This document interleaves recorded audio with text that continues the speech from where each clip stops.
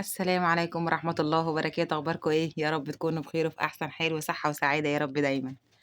وحشتوني كتير. رجعت لكم بقى خلاص بحاجة قوية. أنا طبعا غبت عنكم شوية، بس قلت كده إيه أغيب وأرجع بإيه بحاجة جديدة للقناة وحاجة تفيدنا ونستفيد من الفيديوهات بتاعتنا إن شاء الله. وكل جديد هتشوفوه معايا بإذن الله الفترة الجاية. بصوا يا جماعة، احنا عملنا بطارية جديدة للأرانب بتاعتنا. الأرانب طبعا كانت عندي على الأرض، معظمها كانت على الأرض. كانت طبعا بتغلبني عقبال ما أشوف الولدات بتاعتها.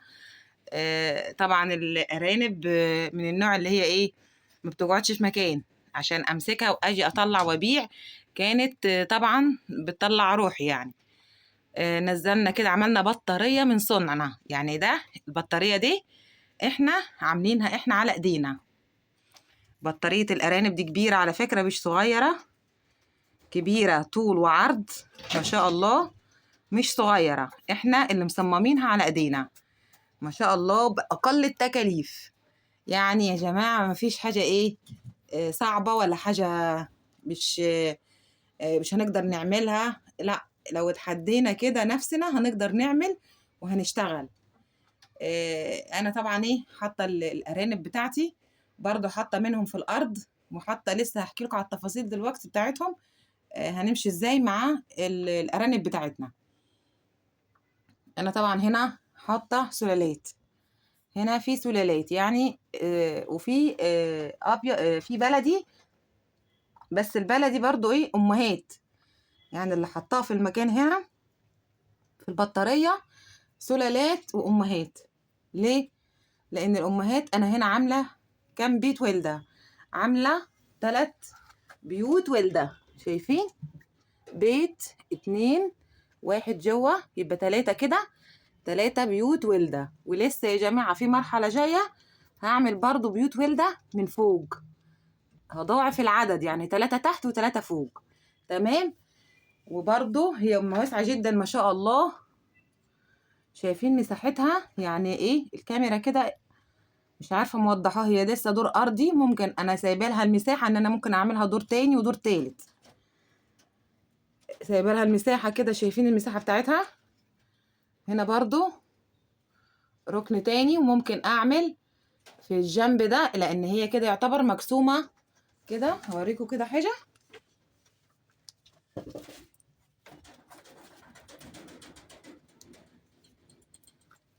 بصوا الجنب ده كده كده انا جسمها نصين، مقسومه نصين، دي تصميمنا احنا. انا صراحه ايه يعتبر ده تنفيذنا، والحاجات اللي انا عايزاها عملتها فيها. كده مقسومه نصين، النص ده برضو ما شاء الله كبير جدا، وممكن اعمل فيه 6 بيوت ولده، 6 بيوت ولده. وهنا برضو هيكون ان شاء الله قريب 6. انا ابتديت بس ب3 ايه امهات، لان يعتبر كده الامهات هي ايه اللي شغاله في السلالات هنا، بس اللي حطاها هنا. لكن في البلدي عامله لها برضو، شايفين في كل ركن في الاوضه هنا عامله لها مثلا جدره زي كده. البلدي انا سايباها في الارض، ثواني كده بصوا. البلدي في الارض، في كل مكان عندي ايه في الارض هنا. الارانب البلدي عامله لها كذا مكان في الاوضه بتولد فيه. لكن هنا السلاله طبعا عامله لها البيوت بتاعتها على قد ايه ما هم بيولدوا. لسه عندي يا دوبك ايه 3 امهات بيولدوا من السلاله. لكن ما شاء الله هي واسعه جدا وتشيل يا جماعه امهات كتير جدا. يعني دي ممكن تشيل حوالي 12 ام، تشيل لي 12 ام. شايفين بيت الوالده احنا برضو مصممينها بزي كده صفايح، والله باقل التكاليف يا جماعه. والله العظيم دي لو عملتها بره باسعار هتبقى سعر فلكي يعني. لكن ما شاء الله احنا عاملينها مصممينها على ايدينا. قعدنا كده الفترة اللي فاتت لما غبت عنكم، اشتغلنا كده في المكان وظبطنا الدنيا. وهنا بصوا يعني ايه، هنا تشيل 6 ولدات، والجنب اللي شاورت لكم عليه ده 6 ولدات تاني. تمام. والمكان فوقيها ما شاء الله برضو انا سايبه مكان هعمل دور تاني. يعني كل ما المشروع يكبر معايا هبتدي اوسع في المكان. يعني المكان عندي انا فوق برضو ممكن اعمل نفس القصة اللي تحت. يعني لو اشتغلت هنا على فوق هعمل نفس القصة اللي تحت، يعني هيبقى تحت 12 ممكن بمشيئة الله تعالى كل ما المشروع يكبر معايا والعدد الامهات تكبر السلالات هبتدي ان انا اعمل فوق، هعمل دور كمان فوق هيشيل 12 كمان. البلدي انا مش مبطلاه، لان يا جماعه ايه، في ناس طالبه مني بلدي. بصوا هو في كل مكان عندي في الارض، شايفين البلدي ما شاء الله. البلدي عندي في كل مكان في الارض يعني ايه مكانه زي ما هو. لان البلدي مناعته قويه، البلدي مناعته قويه، الارانب البلدي مناعتها قويه. لكن الارانب السلالات بتبقى برضو ايه مناعتها ضعيفه. انا حاطه هنا برضو كام واحد بلدي معاهم. انا هوريكم كده، نفتح ونحط لهم برضو ايه برسيم. شايفين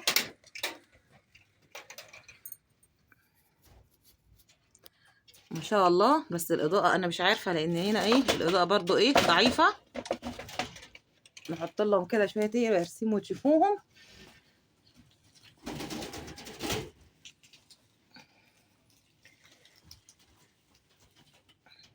خليكم معايا كده، هطلع بس البرسيم. شايفين انا حطيت لهم كده البرسيم، لان صراحه ايه هما ما بيقدروش يستغنوا عنه. الله اكبر، يعني البطاريه كبيره جدا. لو تاخدوا بالكم كده وتشوفوا كده بيت الوالده هنا 3، وهوريكم دلوقتي في مني يعني في منهم كده والد، في منهم والد هوريكم دلوقتي.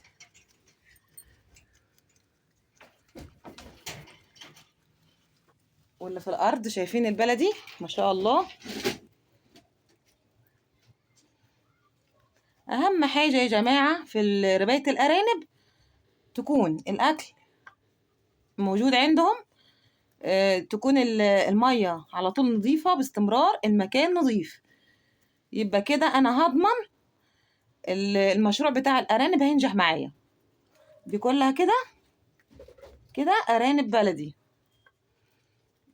تمام. وعندهم برضو المكان بتاعهم ما شاء الله بيولدوا فيه في الارض. عامله لهم برضو الاماكن بتاعتهم.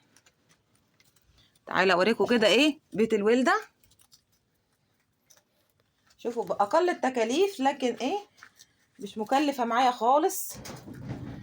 شايفين ده بيت وده بيت وده بيت. انا عامله كده زي ايه، بصوا عايزين بس الاضاءه. شايفين هنا اهو والدين. اوريكم بس عشان الاضاءه اطلع لكم كده الولده بتاعتهم.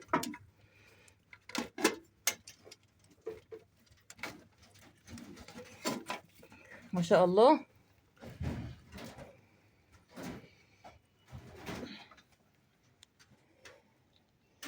ما شاء الله الله اكبر. ادي ولدتهم.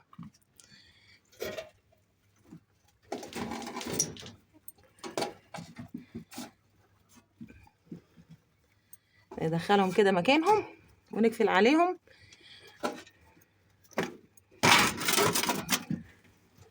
عامله كده يعتبر ايه كل الاساسيات بتاعه البطاريه اللي احنا بنشتريها ايه بره. انا طبعا عشان ايه كل شويه بعمل فيها حاجه، مش ما عملتهاش كلها مره واحده صراحه، لان كل شويه بعمل فيها ايه بعمل فيها حاجه.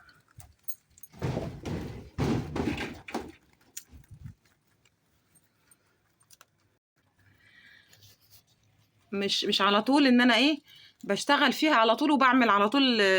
لا يا جماعه، على مهلنا هنبدا خطوه بخطوه، وهنشتغل وهنعمل باقل التكاليف ما نبتديش ان احنا ايه، مش لازم نبتدي كبار على طول ونشتري بطارية ونعوها هم الامهات، نشتري امهات وكده. لو ابتديت زي كده اجيب كام سلالة، يعني مثلا اجيب 3 امهات وذكر، واعمل بطارية اساسها انا كده زي ما احنا عملنا. والله شايفين المكان ده يعني ايه، يعتبر كده كله فاضي اهو. ده هيشيل 6 امهات تاني. واسعة جدا ما شاء الله، الله اكبر. دي تطلع انتاج وهتطلع وتعمل مشروع الله اكبر عليه. بصوا استنوني في الفيديوهات الجايه باذن الله، هتكون قويه جدا عن مزرعتنا الصغيره دي وعن الارانب. وهنشوف برضو هننزل حاجات جديده باذن الله، وهنزل معاكم طبعا الطيور بجميع انواعها زي ما كنا بننزل، لان انا معطله شغلي حاليا والزبائن طالبه مني شغل، وانا ايه لسه يعتبر ما ابتديتش ان انا ايه، كنت بظبط المكان والدنيا دي، ما ابتديتش ان انا ايه لسه انزل طيور واطلع. وان شاء الله هنبتدي نشتغل مع بعض خطوه بخطوه، لان انا كان عندي ضغط والله الفتره اللي فاتت. كنا بنظبط تظبيطات كتيره هنا، والحمد لله خلصت على خير. هنبتدي نشتغل مع بعض كده، وخليكم معايا، والفتره الجايه ان شاء الله تكون قويه جدا بكل جميع انواع الطيور باذن الله. وهتكون ان شاء الله بدايه خير معانا كلنا. يا رب النهارده الفيديو يكون عجبكم. ما تنسوش لو عجبكم ما تنسوش الاشتراك في القناه، وما تنسوش لو في اي تعليق اكتبوا لي في الكومنتات وانا هرد عليكم. اقول لكم ايه، السلام عليكم ورحمه الله وبركاته.